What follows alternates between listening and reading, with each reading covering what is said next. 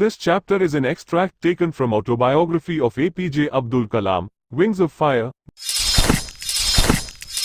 This chapter is about his childhood. He became the India's 11th president in 2002.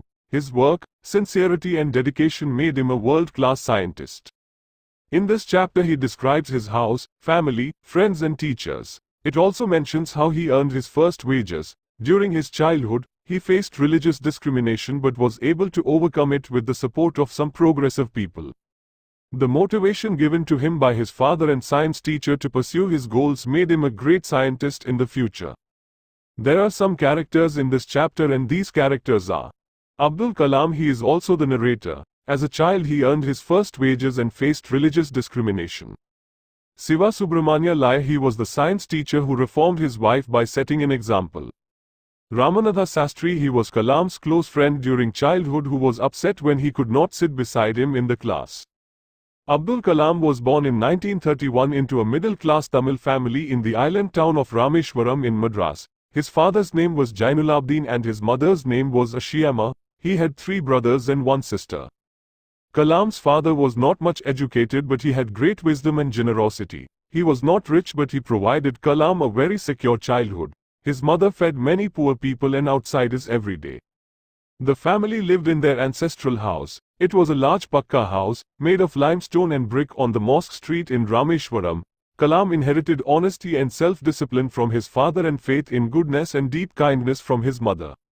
Kalam was 8 years old when the Second World War started in 1939. There was a great demand for tamarind seeds at that time. Kalam used to collect these seeds and got a sufficient amount by selling them at a provision store. Kalam's brother-in-law, Jalaluddin, told him stories about the war which Kalam later read in the newspaper, Dinamani. Kalam earned his first wages by working as a helper to his cousin, Samsuddin, who distributed newspapers in Rameshwaram. Kalam had 3 close friends in his childhood. They were Ramanatha Sastry, Aravindan and Shivaprakasan. All of them belonged to orthodox Hindu Brahmin families. Ramanatha was the son of the high priest of the Rameshwaram temple. He later took over the priesthood of the Rameshwaram temple from his father. Aravindan joined the business of arranging transport for visiting pilgrims. Shivaprakasan became a catering contractor for the Southern Railways. Kalam sat in the front row in the class when he was studying in 5th standard at the Rameshwaram Elementary School. His friend, Ramanatha Sastry, sat next to him.